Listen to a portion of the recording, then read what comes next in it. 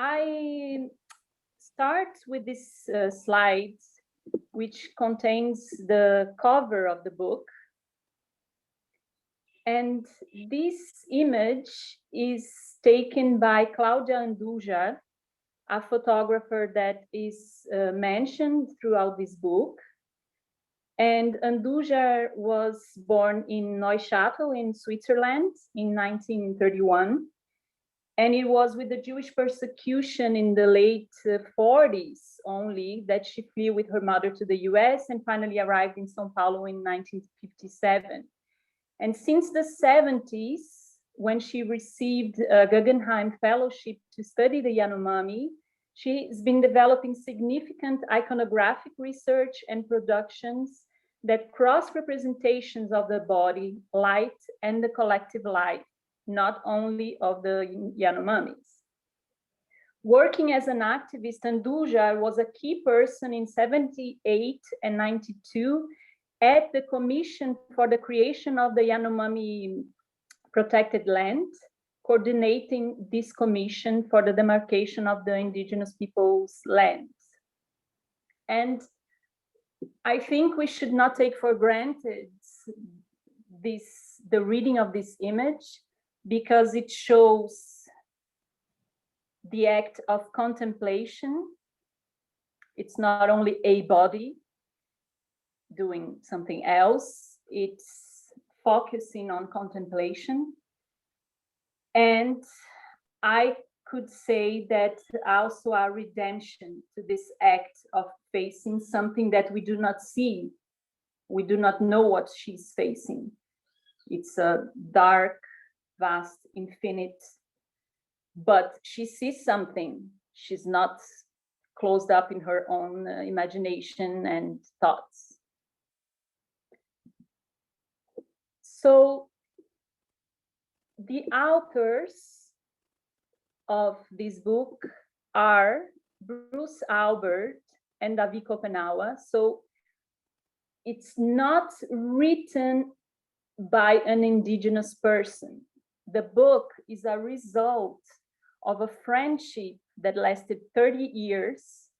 So Bruce Albert is a French anthropologist who came to the Yanomami land, spent several years coming back and forth to the state of Roraima. And it was only much later that he decided to record the conversations that he was having with his friend. And it was Davi Kopenawa who finally asked him to edit and compile 10 years of recording materials as the book that we now have published, that we now have read and that we have in hands. So the book arrives, as Eduardo Viveiros describes in the introduction of the material, at a time we have the obligation to take seriously absolutely everything the indigenous people enunciate. Minorities created by the massacre and the fantasy of otherness that is required in order to sustain a white supremacy needs to be addressed with no buts, with no comparisons, with no metaphors. It is the time to rebuild historical narratives so that we can attune our world-making possibilities, tending to the unexplained, that which indeed exists, despite our lack of possible explanations, with a vocabulary that we have set and trusted throughout modern times. So the effort in this book is to address those things that are unexplainable without crossing through metaphors.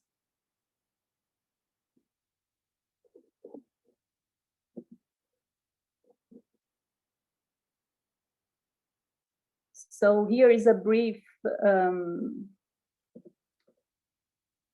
And one thing that I didn't say is that it is a piece of art in the anthropology field because of the reason Renata already mentioned.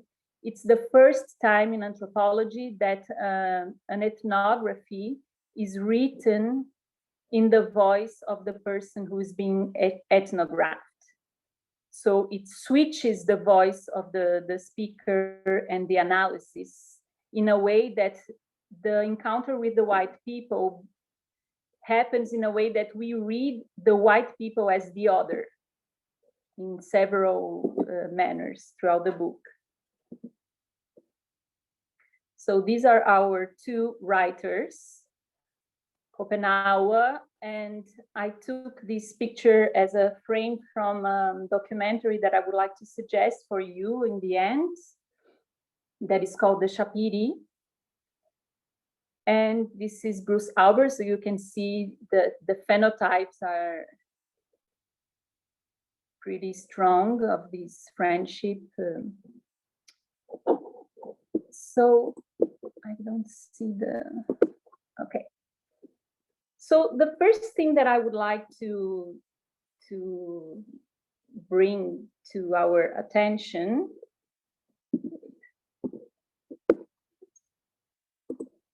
is that the life of the shaman happens through the use of a substance that they called the yakoana. The yakoana is a brew of roots and of a tree, and it's inhaled. It's inhaled by the shaman. It's not something that the community takes. And through the use of this substance, the shaman is able to make the Shapiri, the spirits, dance. And in the book, Kopenawa insists that you have to die through the use of yakoana in order to connect to its effects. So it takes several days until a shaman in process is able to actually contact with the Shapiri. It's not something that the substance does for itself. One has to learn and to die and actually go through processes that are very hard on the body to succumb to this other world and to the world of spirits. So first, what happens, as he describes, is that they start to listen to the Shapiri songs and then seeing the images as they were dreams. The power of the yakoana is such that when the person does not know it, they are knocked over with such a great force that they actually fall on the ground. These are the words of Kopenawa, taken from the book. The death might be thought as a metaphor of weaving the waking state, a loss of consciousness that allows the individual to enter this dream state in which visions attributed to a supernatural world arise.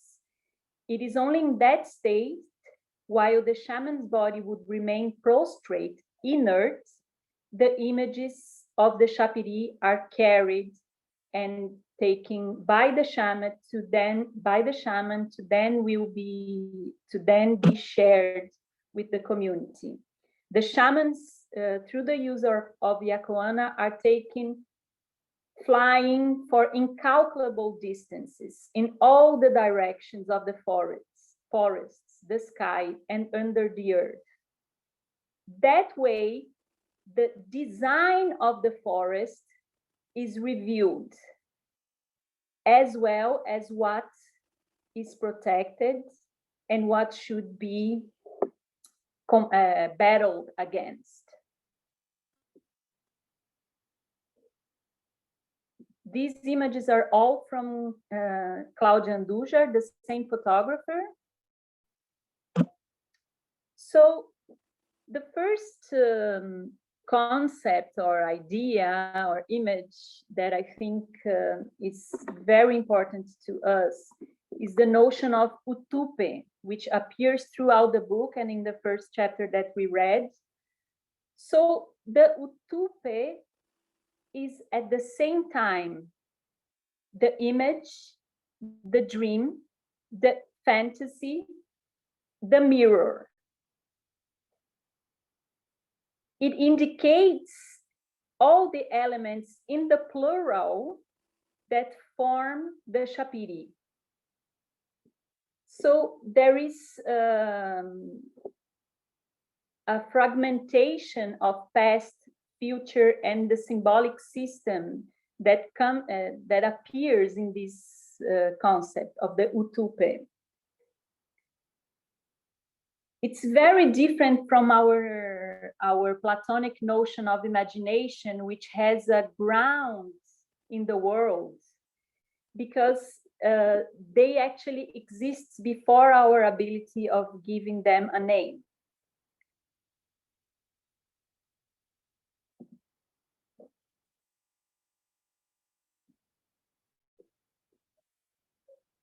So the shamanic operation is then to connect to these images and make them fall into the ground, becoming anthropomorphic entities, which are the Shapiri.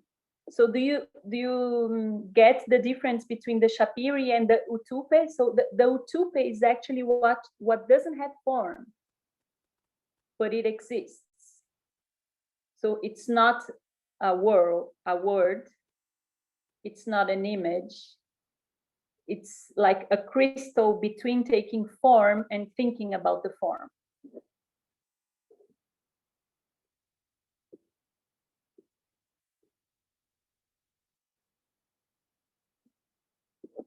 So the Shapiri, we might by mistake think as they are a spirit that then enters a body that is in the earth, but they are not spirits. It's how he describes. They are a force that has in itself many forms, many possibilities to appear. And that's why he says that the image, the Shapiri never repeats himself.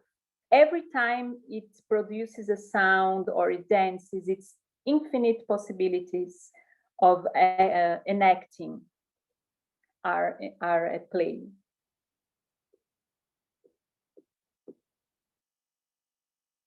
For the Shapiri, there is no distance, and all forest beings have this Utupe that then crosses the Shapiris and appears to the shaman to be then translated to the community.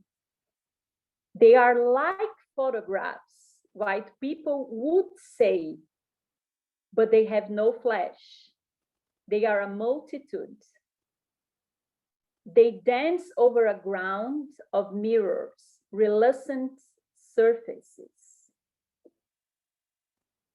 Omama left only a few of the Shapiris for us, and he considered it to be enough, exactly the amount we needed. There are no apparatus that would be able to capture the multitude of their words.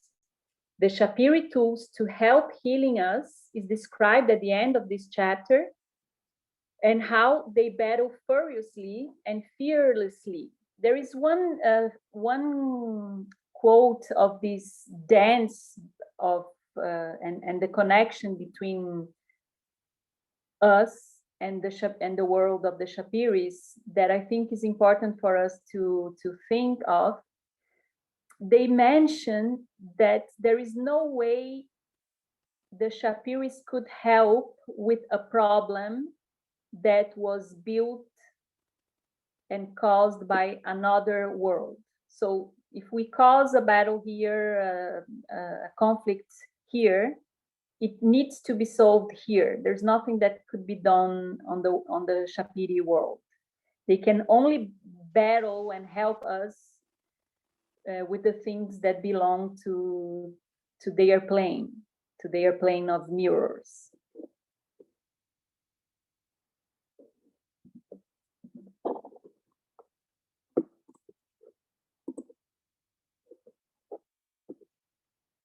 So the last part that we read, when they describe the relationship of the animals, and I think most of the book is spent trying to describe this multitude that I mentioned, and the various ways in which the Shapiri are seen, and the relationship they have, the things they like, what they do to ornament themselves in order to show off to the shamans, right? You might have noticed that. And that goes throughout the book, the infinite ways in which they are seen, shown, prepare themselves, battle, through smell, through ornamentation, through songs and sounds. And I think in this chapter, the other ideas that for us might be interesting to discuss relate to the notion of ownership, collaborative practices, and how they accomplish tasks through death and dreaming. So these are a few things that are all described in the last part of chapter 7. Okay, so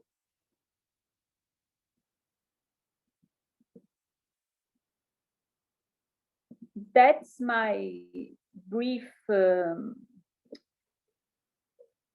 overview of the concepts that were interesting to us here. And there's much to say about the Utupe. I have a few other notes here, but I hope not to have to read them or to go too much into a lecturing mode. But I think the importance for us to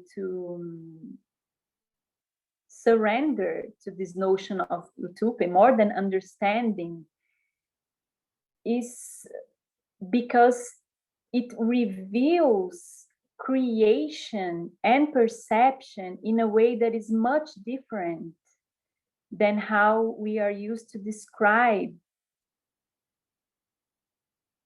those things in our semiotic and phenomenological modes that are mostly our white and Western epistemologies, right? So the interconnection between dreaming, imagining, projection, and that to say futurity, it's all connected into the notion of Utupe, of the Utupe.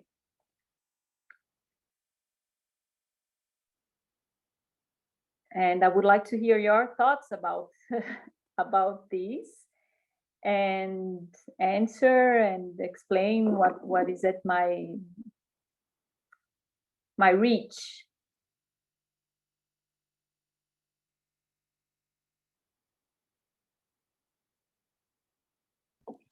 Thank you.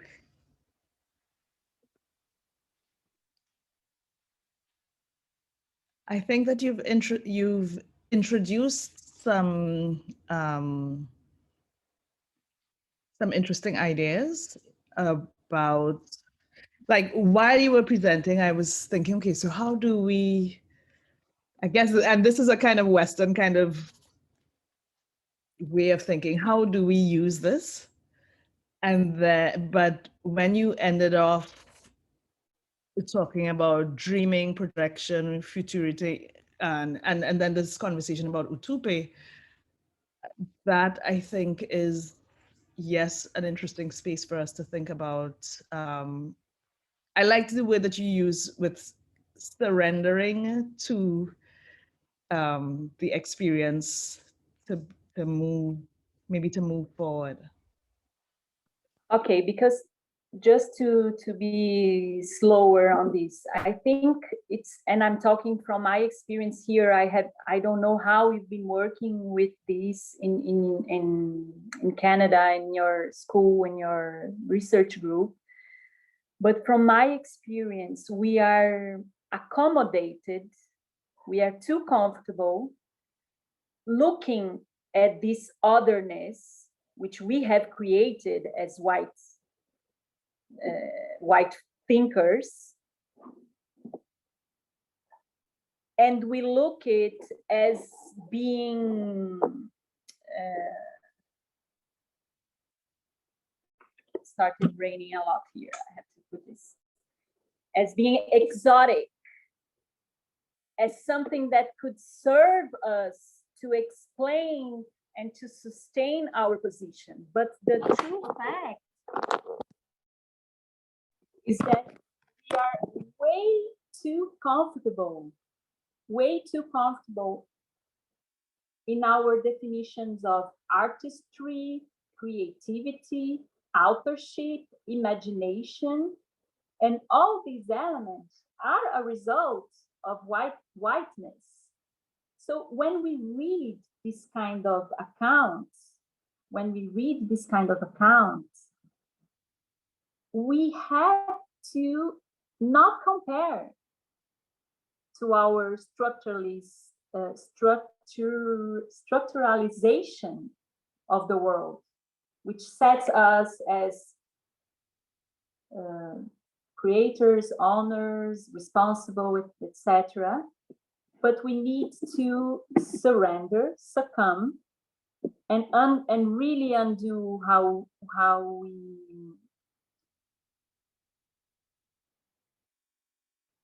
we have built our institutions based on authorship and distinction between worlds, and also the question of imagination. Because, and this is a point that to me is very important, and there are a few scholars working on that, all the things that we cannot explain, we push it aside and say, no, that doesn't exist. This is just your perception. You're not seeing that. So he describes in the book a few times when people will take Yapoana, but for research or whatever, and they don't see the spirits. They don't see this. I don't see. I just see you dancing. So learning not only to see the invisible, but also to maneuver this experience is the work of the shaman that is narrated throughout the book. That's why I mentioned in the beginning, it's not a question of taking hallucinogen, because if we take any hallucinogens, we will still be tied by our subjectivity structures and language structures and images of the world. So they have to learn this dance of crossing worlds, right? And when we read this kind of narrative, it talks to us about our own structures of organizing imagination, of imagining worlds. So if we are designing a new world, which we do every time we create a piece, talking like me as an artist, it's not enough to talk about political issues. It has to take the form of mobilizing our subjective structure to design this particular concern of racial issues or inequality or whatever is the issue at stake.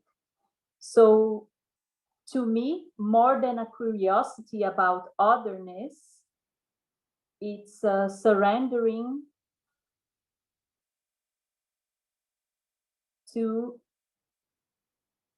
this world that is difficult for us to assume it exists, which is a world of perception, a world that crosses paths of time and distance.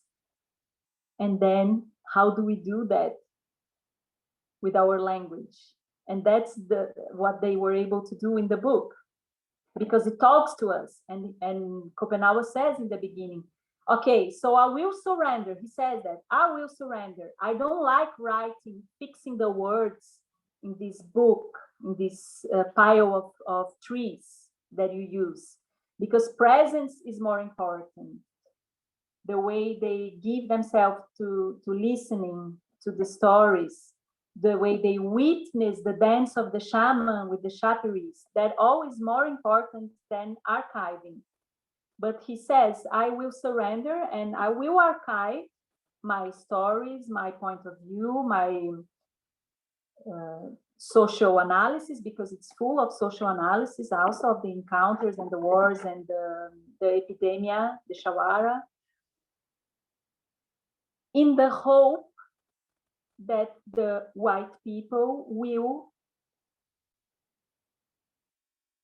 minimally recognize the way we understand, the way the world is, because he also uses this term all the time throughout the book.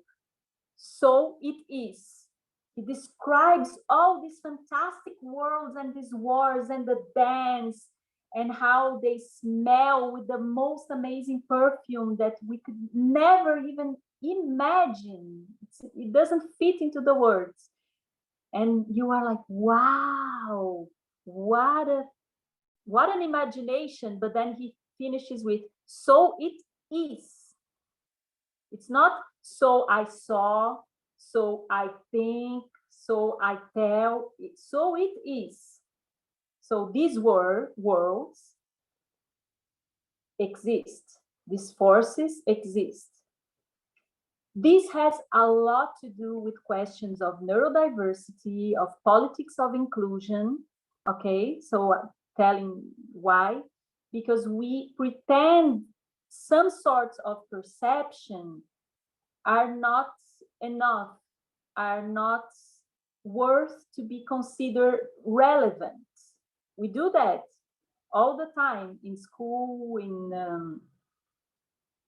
in communication, right? But they are. Okay. So, may I add a comment on that? Go on. So,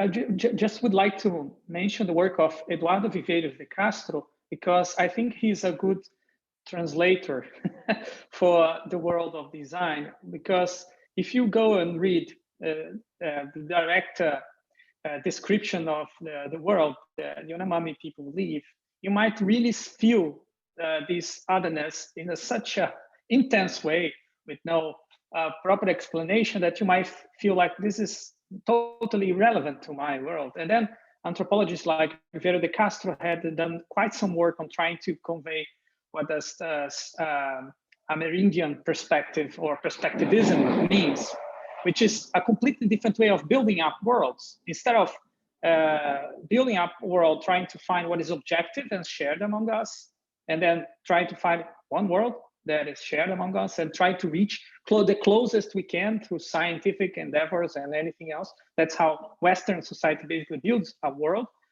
But for the Amerindian people, they, at least that's what he recognized in some of the Amerindian, because there are other different ways of building worlds, but at least they try to build worlds from the perspective of people that are looking at the world. So there is a man's world, there is an animal's world, there is a tree's world, there is rock world.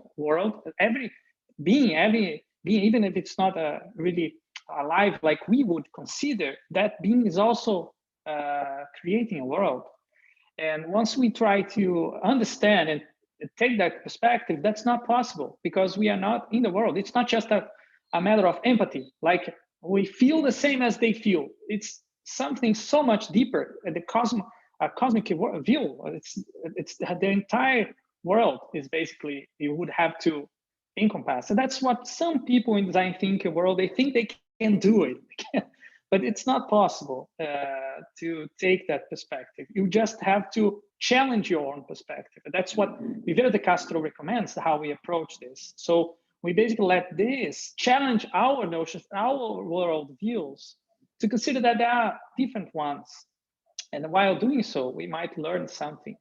But he says we must be respectful not to betray the original language, the original culture. We have to betray our own language. That's why he calls his method controlled equivocation, because he wants to build bridges that challenges us in Western society instead of challenging the Amerindian people.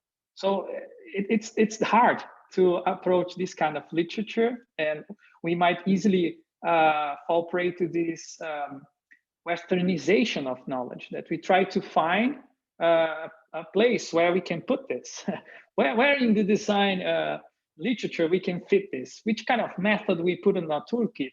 That's not how we should approach this. We should ask, maybe, how does this challenge what we are doing, and that we might stop doing this way. For example, I have a student that worked with the notion of Shawara, and he was looking at this, how Shawara could help and challenge the way information infrastructures are built, so that they help to spread like this digital disease, which is fake news and source of. And that's how he's tried to approach these Yanomami conceptions, although it might be also a controlled equivocation. So you always admit that you might get it wrong at first, because you are not really from the inside. You cannot be inside of that worldview. Thank you so much. Just Brad. one short comment. I have to say that I think in this book, what happens is that we connect very easily with the experiences that are described.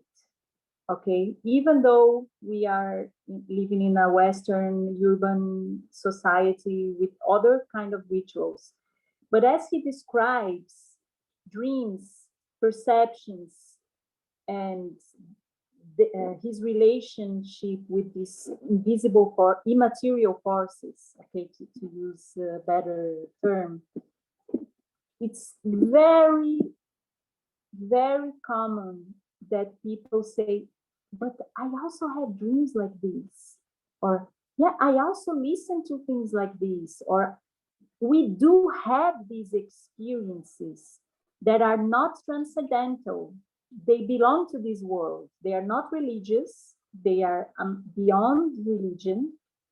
They are not transcendental, but they are part of our mode of building consciousness and perception. The problem is that we have not built a coherent vocabulary to talk about this portion of reality or of perception in a manner that is not religious. Do you understand? So I often talk to my students who have worked on religious experience that it doesn't help to take a symbolic vocabulary to talk about religious experience that actually mirrors what happens on the material world, which is often the case. Okay, we take the set of relationships that are here, how the forces are grounded, and we simply transfer to a plane of immanence. And what actually happens to this with this kind of literature is that it gives you a set of relationships that we make the other way around. It enables us to reconsider the spectrum of what is worth being accounted for in terms of perception, collectivity, imagination, and creativity.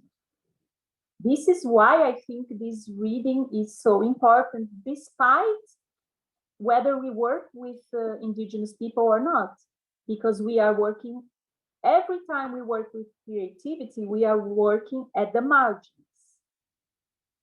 or as a marginal. Every time, it doesn't matter what you do. What is your, if it's dance or design. Okay. I don't know if it helped, if it was clear or more confused.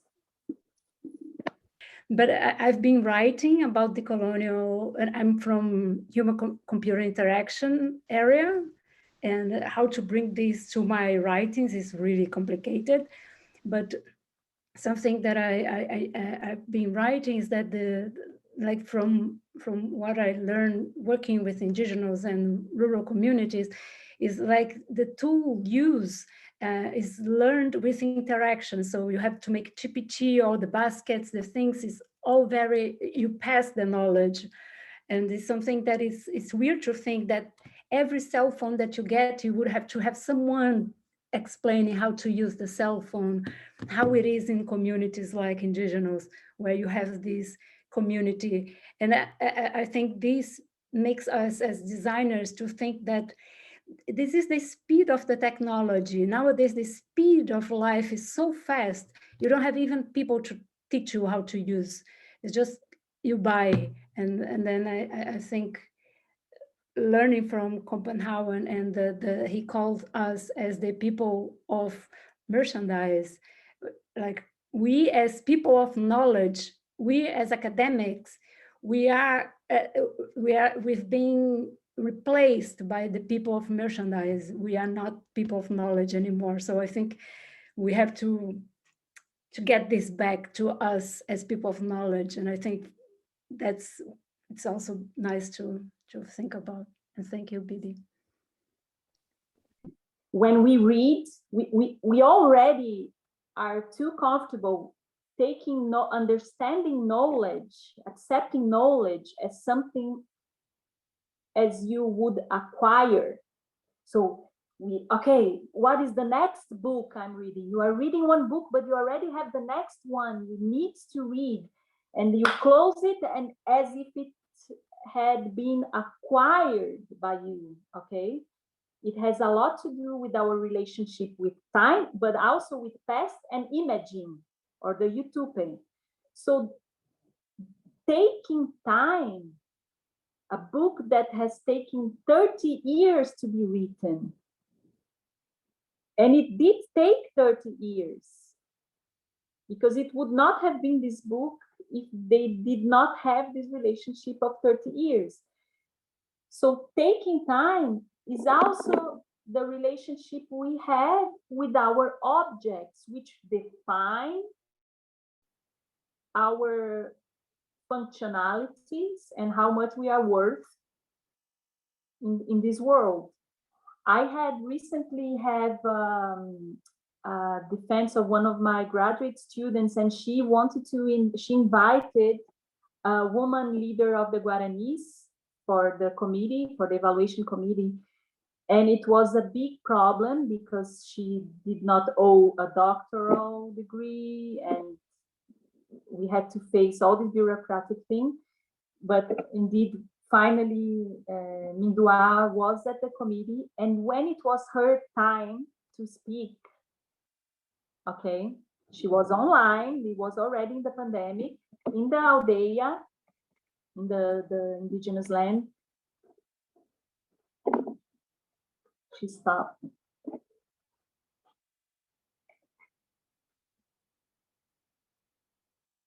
And the time of her argument was the time that we actually need to be able to share thoughts and imaging possibilities that are worth.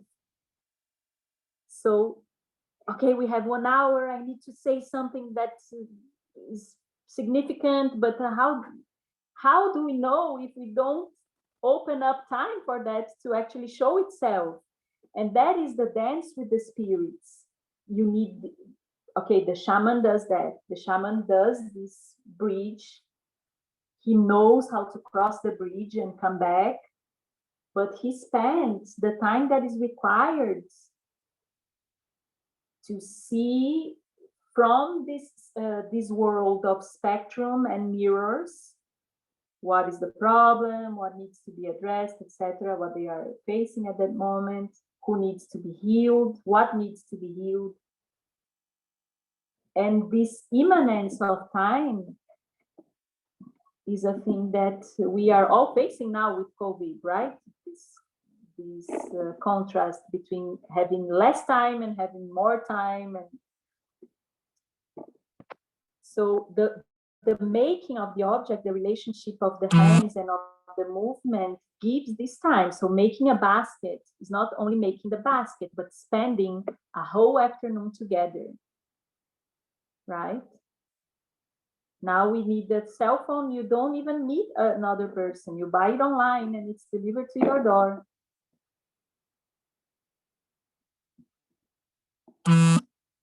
Bibi, Frederick, I would like to jump in before we go, just because I have just a question. I'm listening and I'm saying, oh my God, I really like what I'm hearing. I'm learning, I'm observing, I like everything.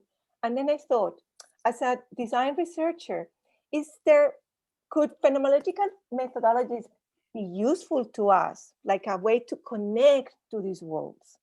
You know, because phenomenological studies, you know, work on this area of the lived experience. And I don't know if you guys have read articles in the Journal of Phenomenological Studies, but many of them are descriptions of lived experience by different kinds of people from different walks of life.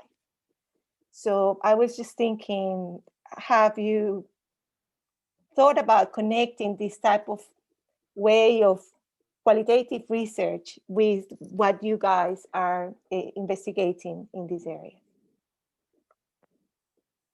Okay, so we can talk more about this. You can write me or WhatsApp me or connect me, because this is a hot topic, okay? And I'll be very short. I have chosen and opted out of phenomenology as a thread. And there is a very basic explanation for my choice. I think it's not enough to address the issues that I'm addressing, okay? Because as it self-describes, it's a phenomena that depends on a surface of appearance. And what this line of thought suggests is that there are phenomena, or there are phenomena, no, there are perceptions that take place and influence the world, both in past and futurity, that take place before taking shape. So the transit between words that the shaman describes is exactly this ability of grasping what does not have flesh. That means it doesn't have a semblance, but it passes information. You see how it absolutely disrupts the theory of communication that we have. That's the big problem. And phenomenology always supposes a subject and an object who then intersect in order to reveal something to each other. But this is about another thing. And that's the image of the mirrors, as Utupe as a mirror, is interesting because it fragments these surfaces all the time. It's many, many, many mirrors. And the Shapiri dance over mirrors, so they don't have a ground to sustain themselves as a semblance. because they are always in constant reflection and deflection. Okay? So this is, I think phenomenology works, of course, as a language tool, as an ontological perspective, but I think there is a portion of perception that it doesn't work with phenomenology vocabulary. So we have to close this session. It was amazing. Thank you. It's too short. Oh my God! Too 1 short. hour. As I said, it's just a sample. And when I invite you, is because we have this research group, Pluriversal Design, that is about multiple worlds. But sometimes people use the word pluriversal in a way that is so limited. It's almost as different perspectives inside of the modern thought. So it's not that I don't think that it's important to listen to different perspectives inside of the Western world, of people who have the Western thoughts, because there are many marginalized perspectives. It's super important. But when we talk about pluriverse, it's about connecting with epistemologies, with ontologies, with cosmologies that we don't understand. There is this gap of being unintelligible. It's not easy to understand. There is this barrier that you have to really surrender and be, because it's not something that is okay. Oh, I totally get it. No, it's not that. So thank you so much for introducing this different world. I will leave a documentary that I am sure you will love to watch, because it's a documentary directed by Kopenawa together with other directors. It's here on the chat box. It's called Shapiri. It's a documentary of a Yanomami celebration. It has no words, okay? So be prepared, because you will get in trance watching this. And it gives us some clues on how to translate the knowledge of this experience of crossing worlds into a language that is shareable, which in this case it's film and moving image and sounds. And the second suggestion that I strongly recommend to you, apart from reading the whole book and the introductory part especially, is a thesis that was recently defended here at the Federal University on the Utupe by a designer and political scientist called Julian Bronowski. I will give Renata the link. I don't have the link in hand here, but it's in the end of my slides as well. And it's in Portuguese, so that's for those who understand Portuguese. I think several of us, but we just I can share with your group these resources. And again, thank you so much